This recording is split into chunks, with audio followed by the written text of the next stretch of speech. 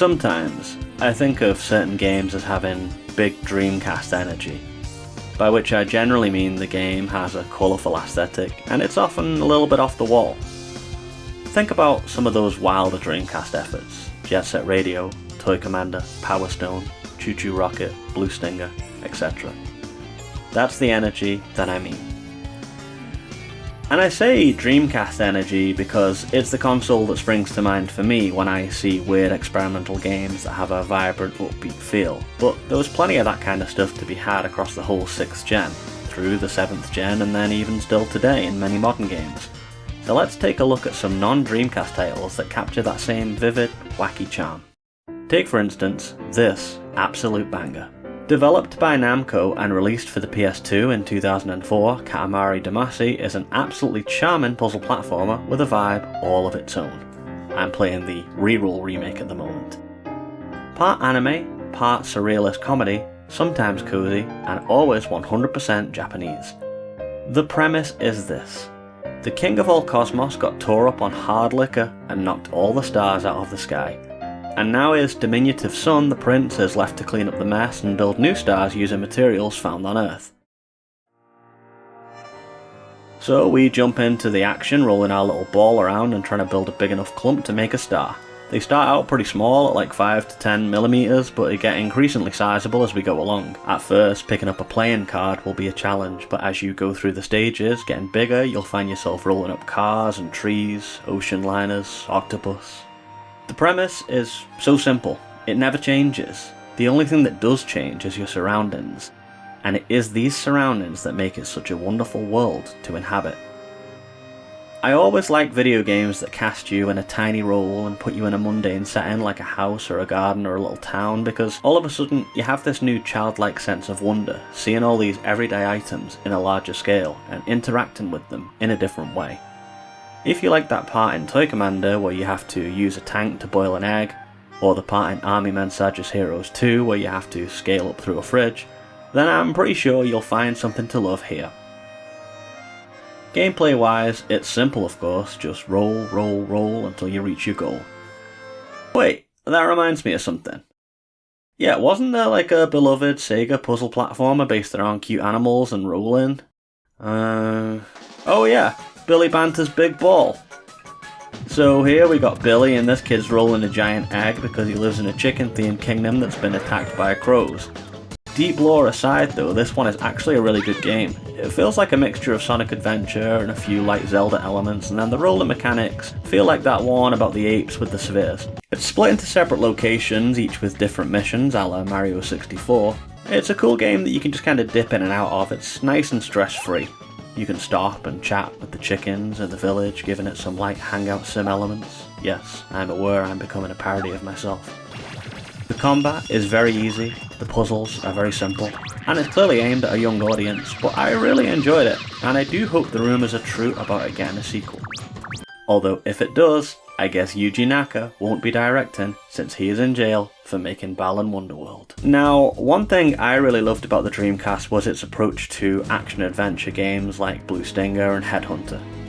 Those games mixed exciting combat with fully realised worlds and often had big sci-fi influences. I could talk here about how Sable captures that vibe, but I already covered that in a different video. And I could certainly talk about how Origami absolutely captures that vibe minus the sci-fi. But again, I covered it elsewhere. So what game to choose then? Well, how about something that was slated for release on Dreamcast initially, but never saw the light of day due to the sad fate of the console? I'm talking about Outcast, or Outcast 1.1 as it is on Steam. I guess to differentiate it from the 2017 remake, which I haven't played and looking at it won't be playing. But anyway, this is my kind of game. If you want some fun shooting, sneaking, swimming, schmoozing through a variety of unique biomes, you could do a damn sight worse than this one. You take on the role of Cutter Slade, who is an American military blockhead with a personality somewhere between Duke Nukem and the bit in Resident Evil 4 where Leon says your hand comes off. The guy's a fucking idiot, but that was the style at the time.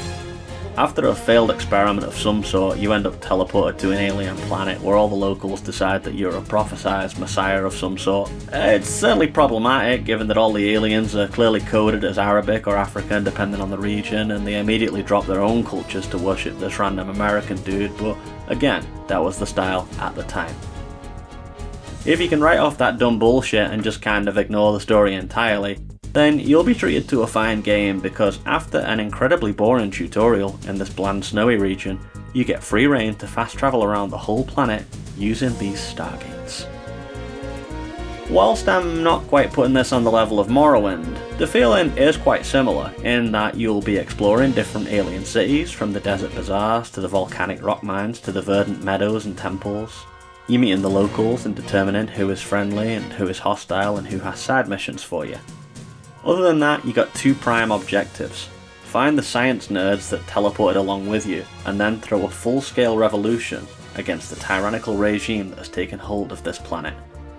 You get a bunch of cool weapons and gadgets too, and although I mainly just got my biggest gun and ran into every situation blasting, there is clearly room for tactical maneuvers and covert ops, given the sheer amount of cool shit at your disposal. My only gripe with this one is that being on Steam, it isn't optimised for a controller, and I absolutely hate using mouse and keyboard. Old PC games are really inaccessible to me in that way, but I pushed past that for this game, and maybe you will too.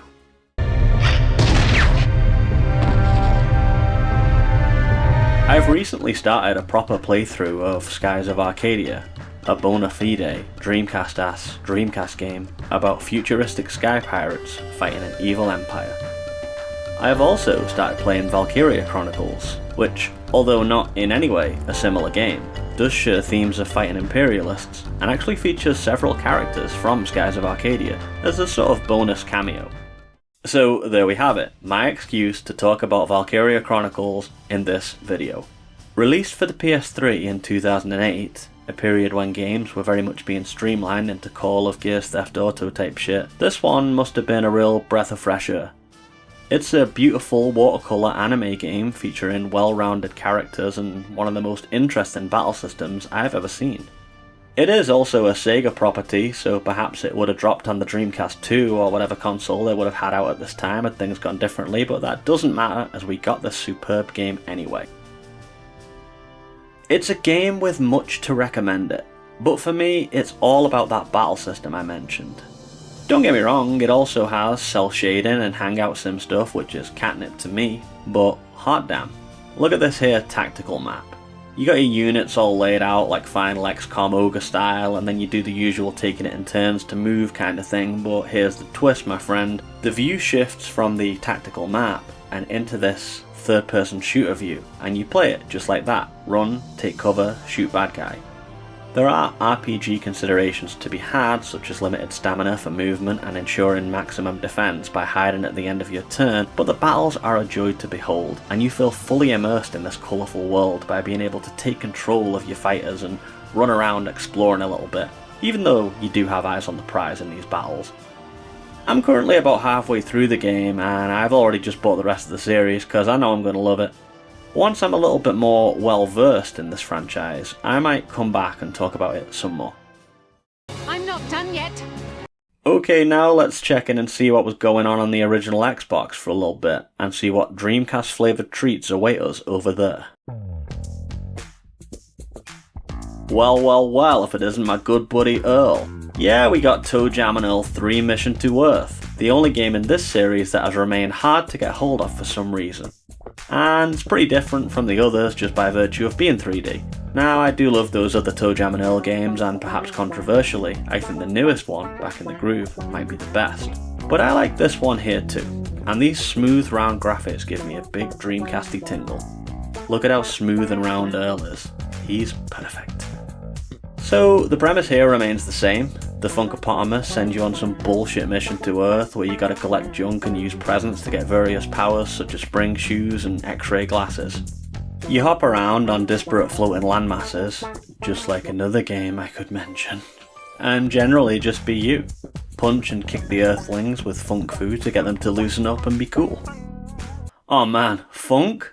Cool? This segue writes itself. I talked about this in my Future of Jet Set Radio video, but I'll be damned if I don't hype it up again here. Jet Set Radio Future is an absolute must-play for anyone with even a passing interest in the original game, because for my money, it's an improvement in every way. You have a big open world to skate around with more responsive controls, simplified graffiti inputs, and all the cool characters you already know and love. The gameplay stays very faithful to the original, but the tag-in, races, challenges and police pursuits are all integrated into one satisfying experience rather than being distinct and separate. For instance, the first mission sees you tagging, then meeting Beat, doing some technique challenges, then he challenges you to a race, and then the coppers turn up and you gotta beat them up and tag them. That's another thing this game does better than the original: you can more effectively disable your enemies. In Jet Set 1, the cops and the golden rhinos really fucked your shit up and there wasn't very much you could do about it. Whereas here, you can knock them on their asses and then put them out of commission with a good spraying. Very nice and satisfying. The only downside I can mention here is that the original is easily accessible on Steam in a lovely HD reissue, but this one is not. It languishes in obscurity on the original Xbox. Pretty damn easy to obtain and emulate, mind you, but I know not everybody's down with that. I would love to see it pop up on Steam for sure. While we're at it, I also mentioned this one very briefly on the Future of Jet Set Radio vid, but I don't feel like I did anywhere near enough to sell it. Not that Heart Machine really needs my PR skills, mind you, but I think this game deserves all the love it can get. Obviously inspired by the Dreamcast aesthetic, and especially Jet Set, this sci-fi adventure sees you step into the skates of Rei, a void runner who is exploring a mysterious and hostile alien terrain in order to try and subvert a disaster for her own planet. It's a big skatey, explory adventure just like Jet Set, but then it's also got some light combat elements and some Shadow of the Colossus boss fights. You get a cast of colourful characters and side missions to do too. The tone is dark and depressing at times, but it's also enchanting and mysterious. I don't want to say too much about the plot since we got some twists in there for you to discover, but I will say that the tone is a little bleak. However, the gameplay is anything but bleak, as you feel like an absolute badass scooting around these cloudy, goopy landscapes, grinding, bullet timing and bopping those baddies. Now, let's do some more rolling. Games in the early 2000s were really obsessed with rolling things, huh? Now this one here is a good time. I'm lucky insofar as that I live pretty close to a huge arcade club, and it's all Sega, baby! So needless to say, Super Monkey Ball is a must-play every time I am in there. Banana controller and all. The home console port released for the GameCube in 2001, and it's perhaps Sega's most beloved puzzle platformer. The movement here is similar to Katamari insofar as that all you do is roll, but that's where the similarities end. See, I and the gang are unconcerned with the well-being of the cosmos. They don't want to pick up trash and turn it into stars. They are consumed by one desire, and one desire only. Banan. Thank you to Dole Food Company for sponsoring this video. And so these spiral-eared primates roll around this bright and cheerful abstract world, grabbing all the bananas they can get within the time limit and hitting up the goal. The second game in the series introduced some lore elements and a primary antagonist in Dr. Bad Boon, and that's another fantastic must-play game. Then they later went whole hog on this lore stuff and introduced some adventure game elements which I'm led to believe didn't land all too well. But either way, I always find myself coming back to this first entry as the peak of wholesome arcadey fun. It is cute, it is simple, but it is engaging. Keep on rolling, little fellows. From one snack to another, let's head over to Donut County. This is a very chilled out and very aesthetic puzzler. It's just a series of very simple physics challenges about a growing hole gradually swallowing things, but I like it a lot. It has a very surreal sense of humour and a tone somewhere in between Twin Peaks and Regular Show. The core narrative is about our hero girl, Mira, who works at a donut shop run by mischievous raccoons. One such raccoon, BK, has been delivering black holes instead of donuts, and this submerged the entire town 400 miles below the Earth's crust. Much of the story is a flashback where you play as BK dropping furniture, houses and residents down the hole, and then the rest of the game sees you trying to fix the damage that he's done. The characters are all very likeable, and the humour hits just right for me, and the experience is very peaceful and very cathartic. I would recommend this to fans of Choo Choo Rocket, as well as some of those Japan-only puzzlers I've been going on about, like The Lost Golem, and this one. For now, let's keep those peaceful vibes going.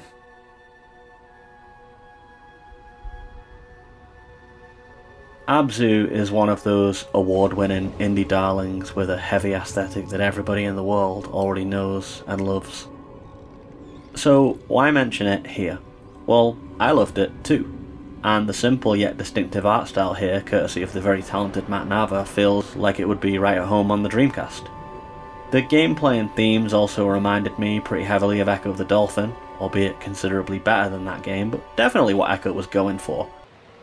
This game sees you take on the role of the mysterious diver and glide through these mysterious oceans, encountering all sorts of different sea life, which are rendered in a loving and realistic manner. There's also a subplot about fighting aliens or robots or some shit, so there's another Echo link, but the narrative here is very much environmental storytelling. You're left to infer things from the actions you see around you, the inscriptions in the temples, the general ebb and flow of the game. I like that very much, and I'm glad that we have this kind of subtle storytelling in games, as it really feels very non-intrusive and interpretive, like a good poem. Beautiful at face value, and maybe deep too, if you want to engage further with it. And now for a game that I didn't want to engage with at all. It would probably be much easier to understand if you just tried it. Go over and touch Knights. You'll see what I mean. That is, of course, if you're interested in that sort of thing. Yeah, I don't get the Knights franchise. Never have, probably never will. But just because I don't understand a thing doesn't mean I can't respect it. The original Nights into Dreams clearly meant a lot to some folks since it got a sequel and later a HD remake on Steam. However, all that nice stuff aside, I still never vibed too hard with Nights into Dreams, and I got to thinking maybe it's because it was a Sega Saturn game. I enjoyed my time with Clockwork Knight and a handful of other Saturn games, but overall, looking back, I feel like the console was pretty much a dud. So I thought maybe this later entry into the Knights pantheon might sway me a little on the titular character and their dream world adventures. The world of dreams? But sadly no.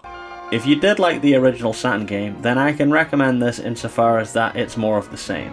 A little more story here perhaps and some ill-advised cutscenes, but otherwise more of the same very linear, floaty time trial stuff. And given that, I was surprised to see that Yuji Naka wasn't involved in this game, and it was instead headed by the fantastic Takashi Iizuka, the director of such classics as Sonic Adventure 1, Sonic Adventure 2, and of course,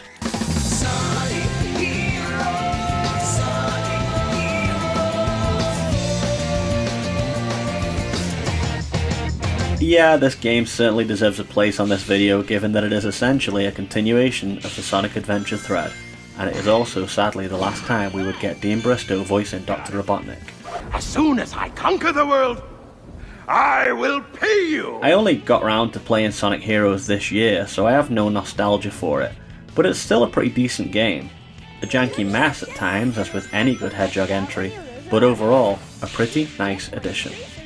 I liked the team mechanic on paper, and I appreciated the aesthetic quality of seeing three mates running around together in some shenanigans. I like being able to stop mid-level and use the first-person perspective to see your friends right there with you. It gave the whole experience a sense of camaraderie that was very welcome. However, I actually hate the team mechanic as a mechanic. By which I mean I hate the stupid trio moves that you have to do. It just doesn't feel good, and I miss being able to glide around big sandboxes with Knuckles and climb up high structures. But real talk, this game is still a good game. The levels are fun and colourful and imaginative, as I've come to expect from this franchise. The play is very fast and occasionally fluid. The voice acting, when it is there, is hammy and charming in all the right ways, and I think this is probably a nice place to round things out. An iconic Sega character, far from his native Sega consoles, but still doing his best to have a good time, just like the rest of us. And so there you have it, Big Dreamcast Energy. Just a handful of games, of course, and I have specifically picked out games that appeal to me personally, apart from Knights. There are plenty of other things that capture something of that Dreamcast vibe, but maybe didn't quite capture my heart in the same way. For instance, I don't necessarily love arcadey shooters in the vein of Space Harrier, etc., but if you do, then you might want to check out Gun Valkyrie for the Xbox, or the very impressive Xenocider, developed by Retrosumus and released in 2021. There's also the obvious outlier of Yakuza, which builds on the Shenmue formula and now really is Sega's MVP franchise, but I don't feel qualified to talk about it right now, having only played 2 of those games thus far. I hope I managed to cover a good selection of games today, and I hope that you maybe discovered something that you might like to check out. For now friends, that is all from me. I really do hope you enjoyed the video, and if you did, please smash the various YouTube buttons that let me know that you did like it. And until next time folks, stay energetic.